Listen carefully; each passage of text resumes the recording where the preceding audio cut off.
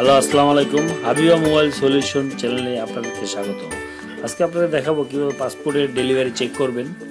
ঠিক আছে, আমরা যে পাসপোর্ট জমা দেওয়ার পরে যে স্লিপটা দেয় ওটা দিয়ে আমরা কীভাবে ডেলিভারি চেক করব বা কোন এসবি অফিস থেকে ভেরিফিকেশন করা হবে তার নাম, তার মোবাইল নাম্বার আমরা আগেই জানতে পারবো। সেটাই আপনাকে দেখাবো কীভাবে আপনি কখন ডেলিভারি দিবে, কখন পেপার সাবমিট করতেছে বা কখন কী অবস্থা, পাসপোর্টের অবস্থাটা কি আপনি জানতে পারবেন। সেটাই আমি দেখাবো। ফার্স্ট আপনি একটা ব্রাউজার ওপেন করবেন। ব্রাউজার ওপেন করার পরে এই যে লিঙ্কটা, এই যে আমাদের পাসপোর্ট অ্যাপ্লিকেশন ইনকোয়ারি যে অপশনটা আসছে, সেখানে এইটা লিঙ্কটা আপনার আমার ডিসক্রিপশন লিঙ্কে দেওয়া আছে, সেখান থেকে কপি করে আপনি ব্রাউজারে এখানে পেস্ট করুন। পেস্ট করলে আপনি এই লিঙ্কটা চলে আসবে। তো আমাদের পাসপোর্টটা যখন জমা দিছি বা ছবি তোলা বা ফিঙ্গারপ্রিন্ট করার পরে আমাদের একটা রিসিপ্ট দিছি, এটার বলা পাসপোর্ট স্লিপ নাম্বার বা এনরোল নাম্বার। ওই নাম্বারটা এখানে বসাবো। ঠিক আছে, আমার নাম্বারটা হচ্ছে যেটা বসালাম। এবার ডেট অফ বার্থ।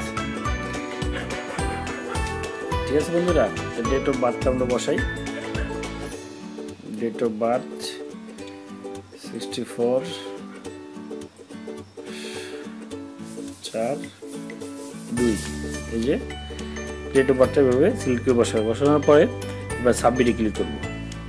এই সাবমিট ক্লিক করার পরে আমাদের ইনফরমেশন চলে আসছে। পাসপোর্ট স্লিপ নাম্বার হলো যে এত, আপনার স্লিপের ডান দিকে লেখা আছে এনরোল নাম্বার, এই নাম্বারটাই হলো যে এখানে। নেম হলো মাকসুদা বেগম। ঠিক আছে, এসবিবি রিসিভ করেছে 7 ফেব্রুয়ারি 2018।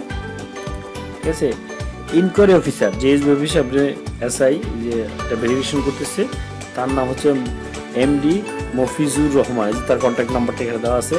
স্ট্যাটাস আমাদের রিপোর্ট সেন্ডিং, ডেট টু 12/2/18 সালে আমাদের সেন্ডিং হয়ে গেছে। তো কোনের মধ্যে বা কিছুদিনের মধ্যে আমাদের, ঠিক আছে, পাসপোর্টটা আমাদের মেসেজ দিবে যে আমার পাসপোর্টটা রেডি।